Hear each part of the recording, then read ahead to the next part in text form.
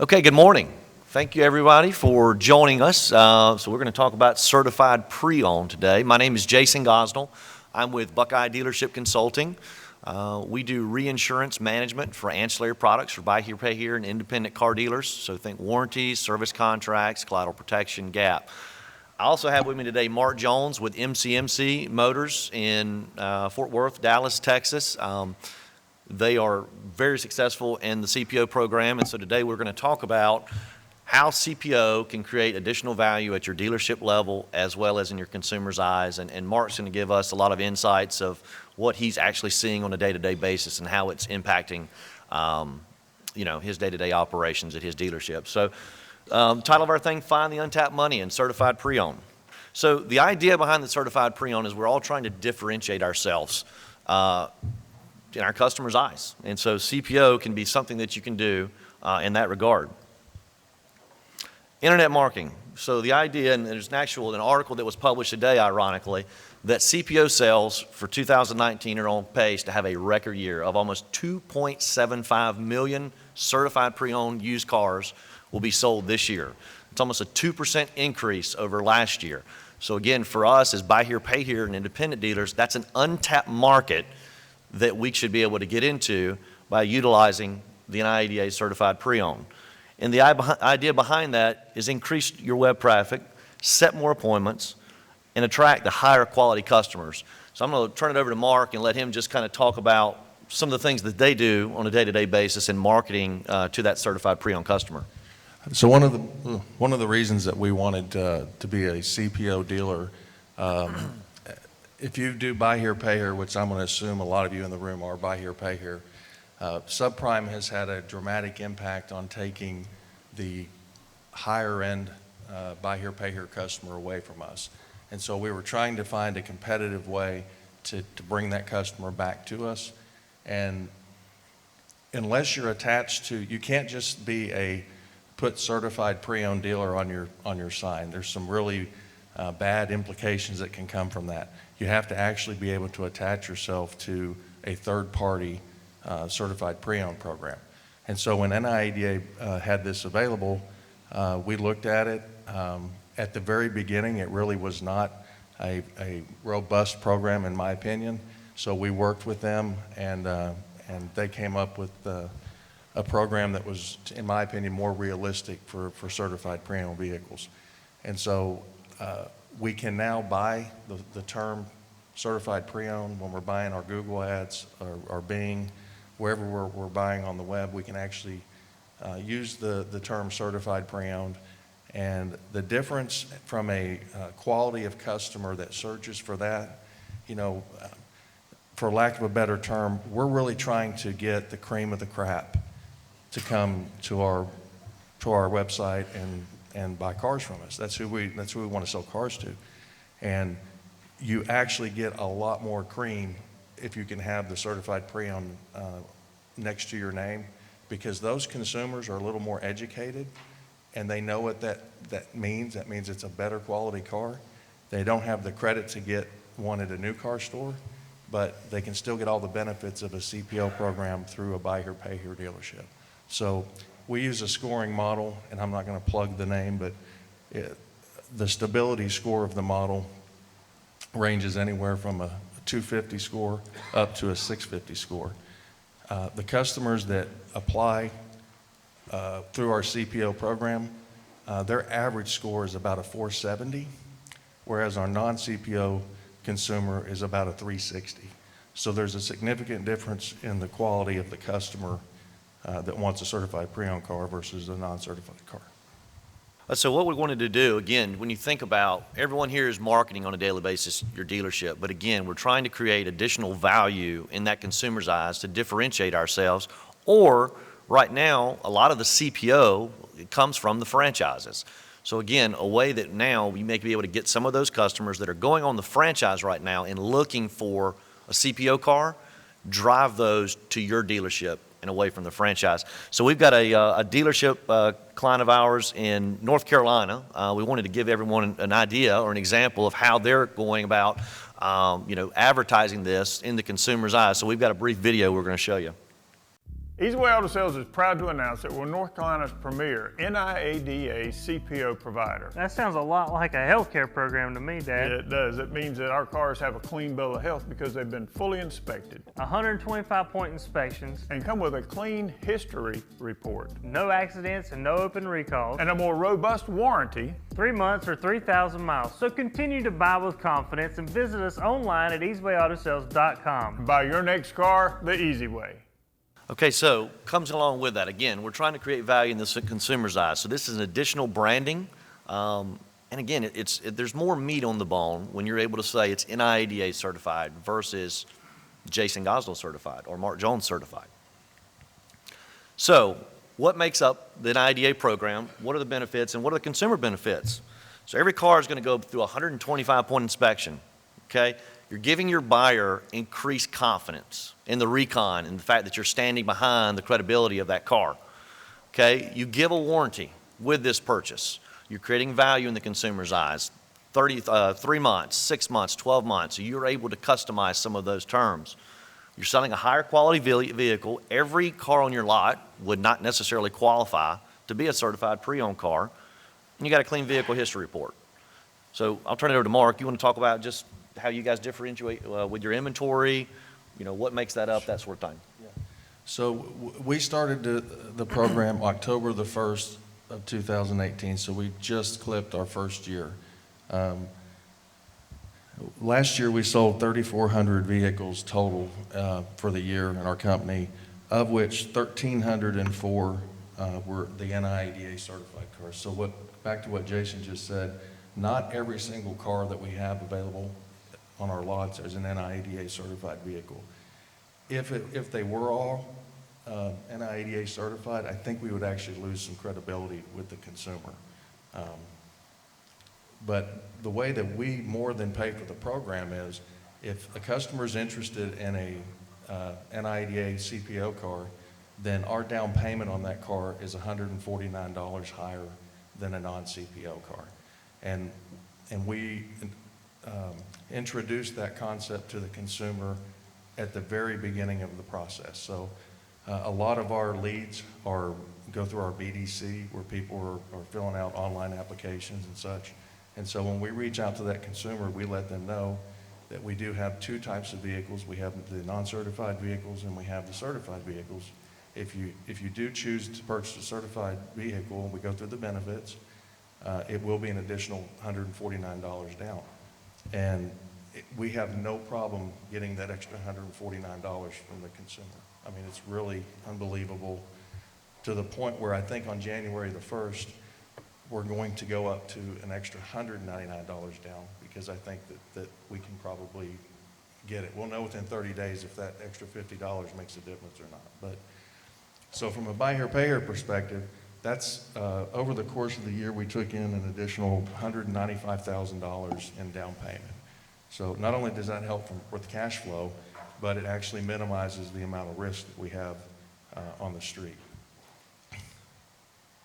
So only as of this morning, 22% of the vehicles that we have in stock are NIADA pre-owned certified cars. So at this moment, I need to get out and buy some more. But at this moment, only about 1 out of 5 units is a pre-owned certified vehicle that's available for sale today.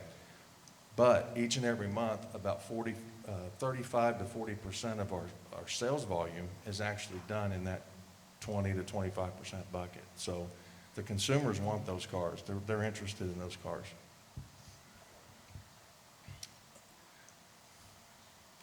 I know that Don, on his ad there, Don talked about that because they were an NIADA certified dealer, they did a 3-month, 3,000-mile warranty.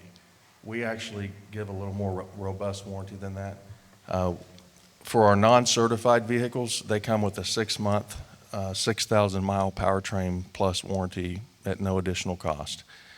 But if the consumer chooses to get a CPO car, then that car comes with a 12-month, 12,000-mile powertrain plus warranty.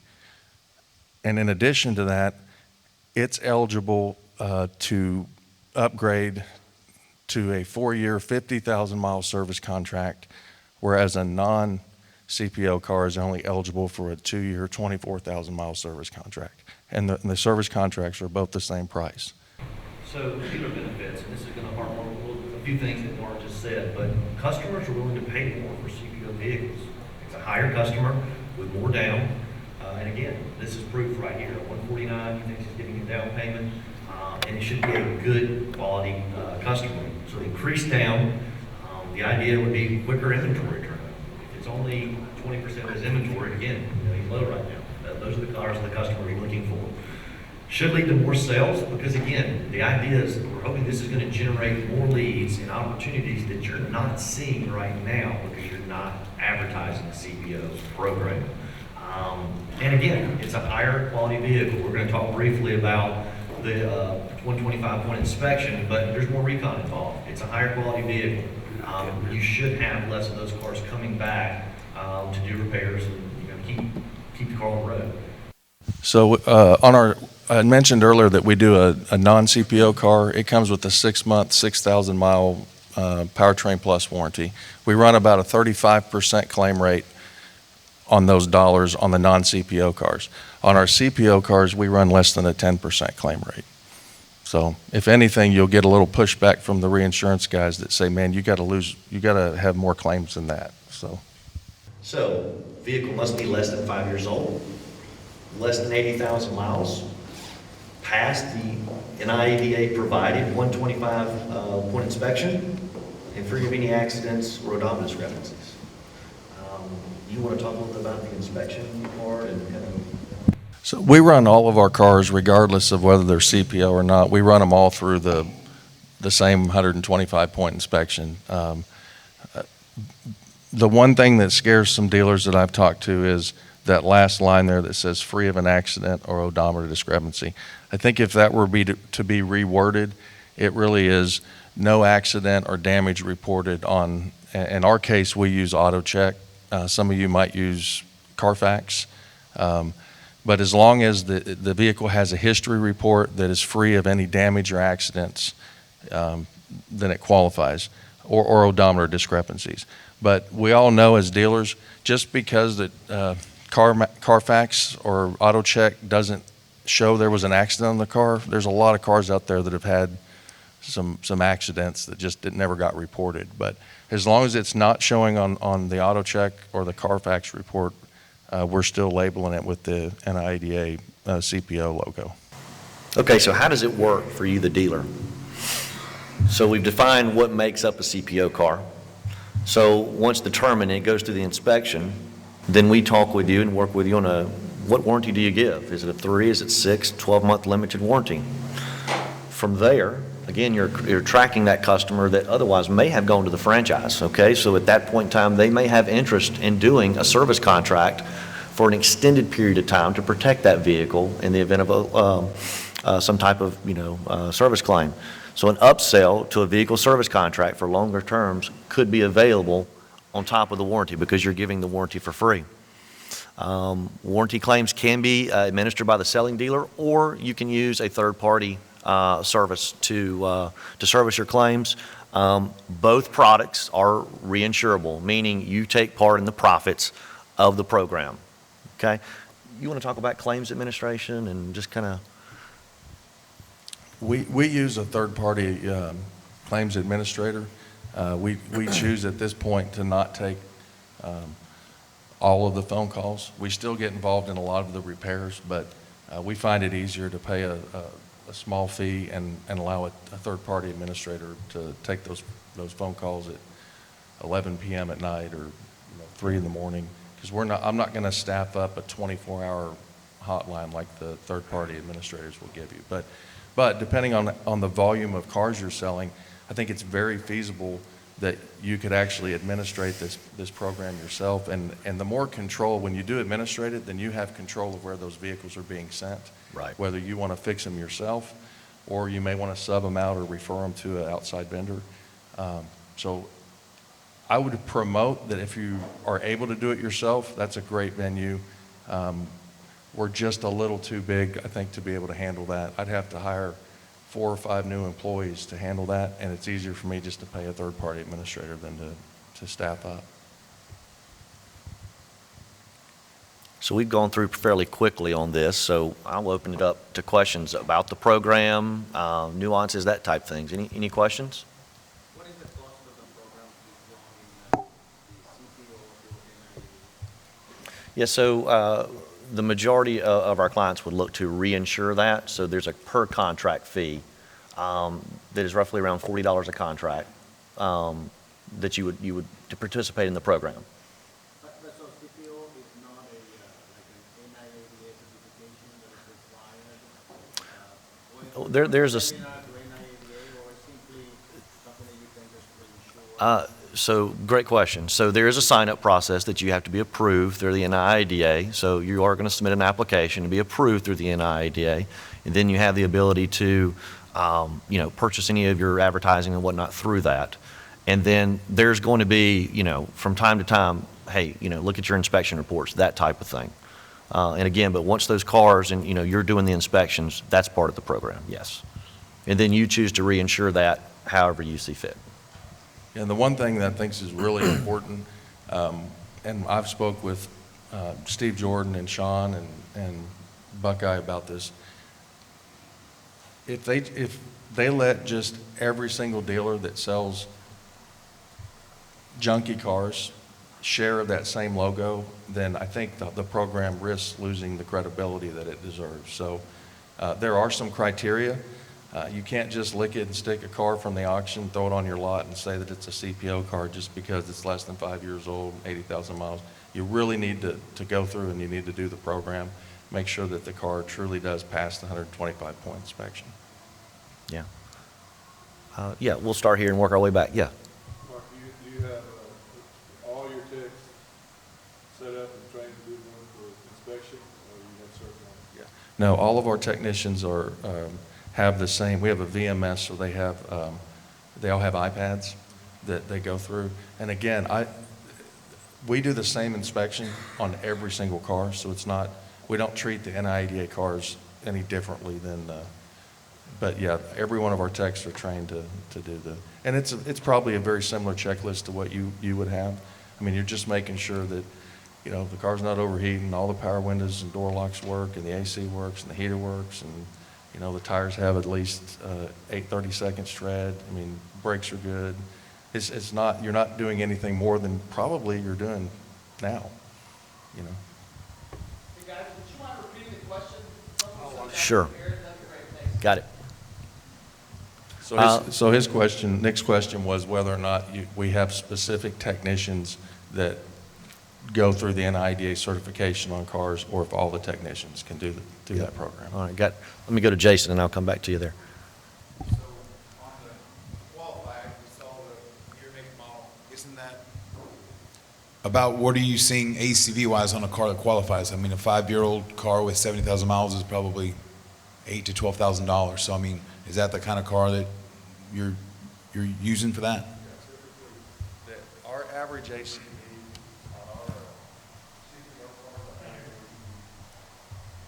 ACV is about $10,000 on a CPO car. We do have some that are actually below $8,000, because if you think about it, you can pick up a 14, 15 model Elantra that with 63,000 miles, get it for $7,000.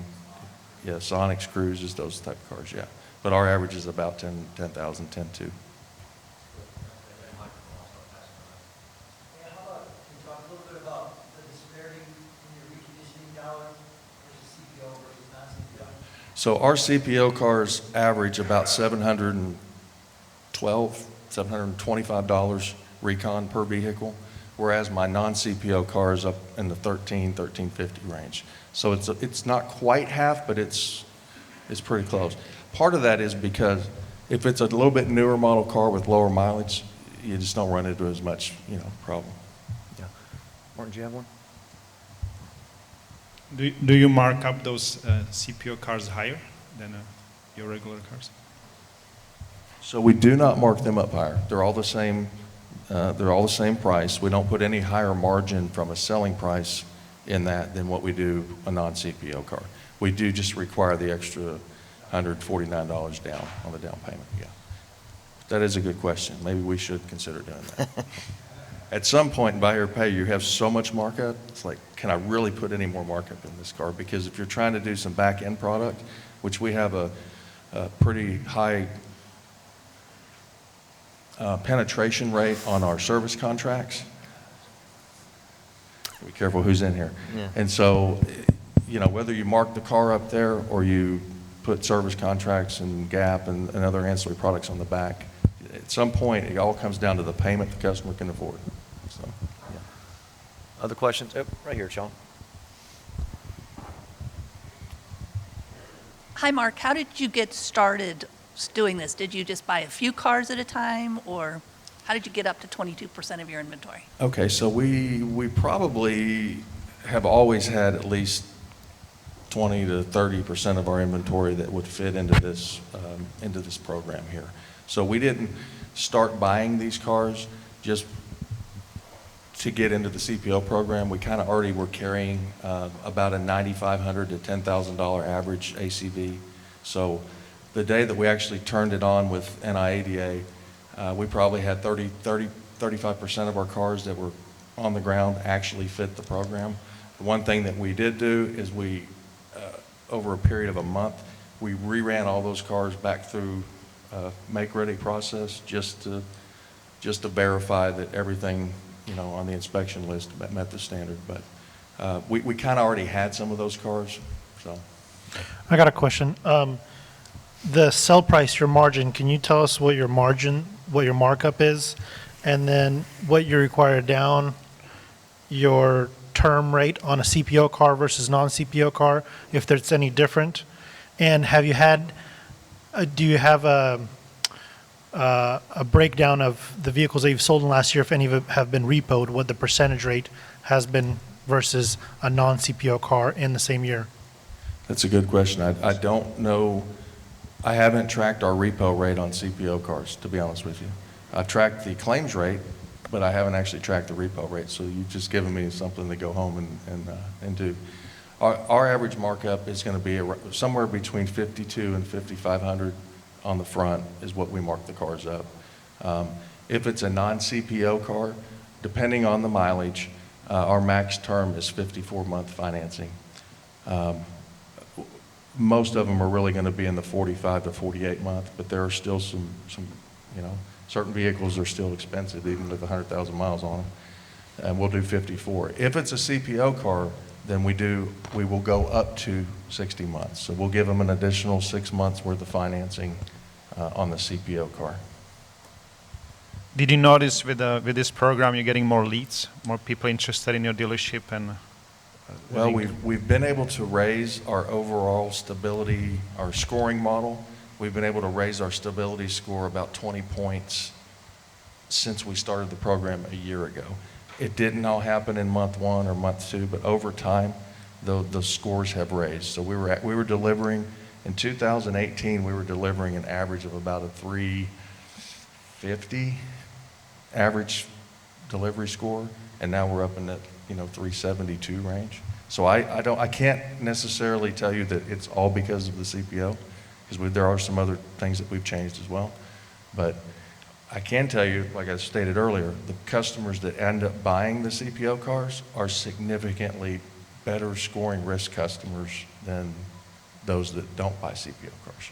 When you have a consumer that comes in that doesn't care if he gets a CPO or a non-CPO, they're generally going to not score as well.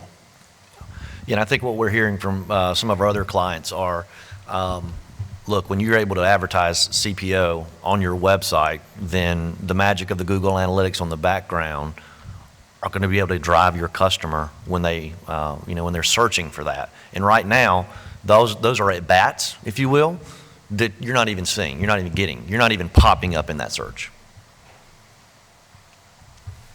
Is that translating to the higher score? Is it translating to better collections and reduced repo rates? Yeah, that's kind of the same question that he asked. I don't know. I should have researched those numbers before I came today. Not just the CPO, but everything. I'd say year to year, our charge-offs this year are kind of flat with what they were last year. So I can't come in today and say, yeah, our charge-offs have dropped, but I will say this, one of the reasons that I think our inventory has kind of shrunk in that CPO inventory that I have is for twofold.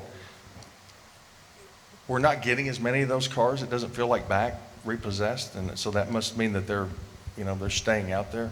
And that's the car that the consumer tends to go towards. When you lay it out and say, hey, both of these are great cars, both of these we're going to stand behind, this one just gives you a little more warranty at no cost, and it provides you with the opportunity to really cover this vehicle for the next 4 years or 50,000 miles. And that's the cars they want to look at, you know. Other questions? Yeah, Phil?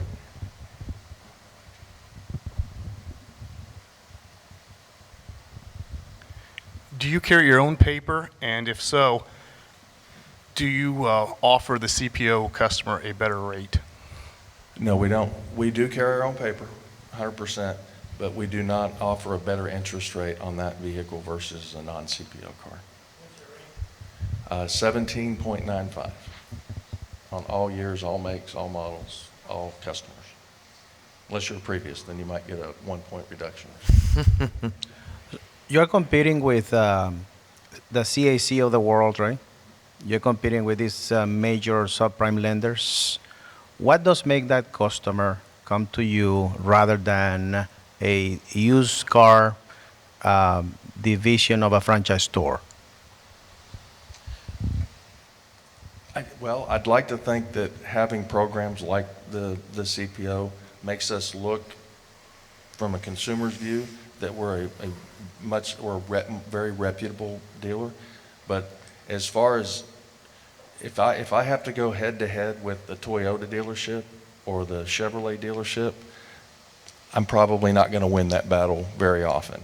What I do want to do is I want to be able to win that battle against drive time, against some of the other competitors that I have in the Dallas-Fort Worth market. But when it comes to competing head-to-heads with the new car stores, I'm going to lose. So on my overall average down payment is about $900. Yeah. I know, I wish it was more. 20 years ago, it was more.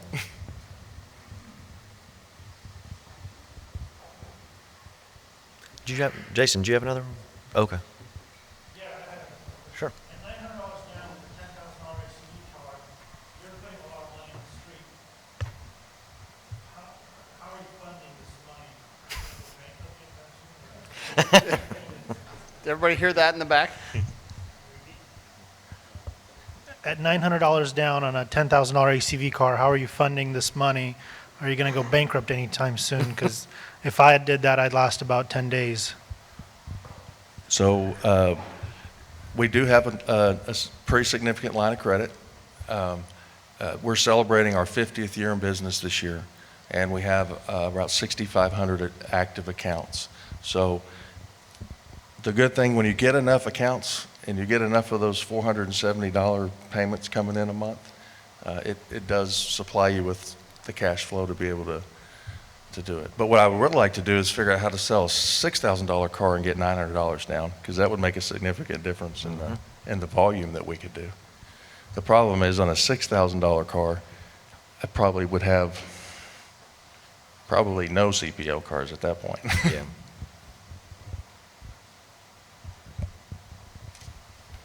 Do you source those cars differently, or you have different purchasing metrics to do?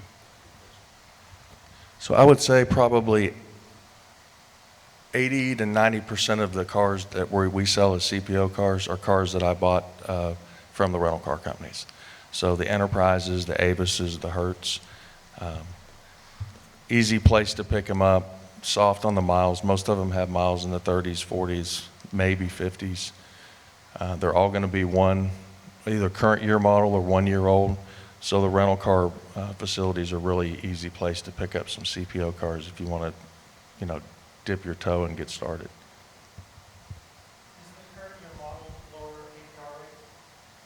The current year models, aren't they lower APR rate? So in Texas, I can only speak from Texas. Sean might know all 50 states, but in Texas, 18... I can name all 50 states, but that's about it. Yeah.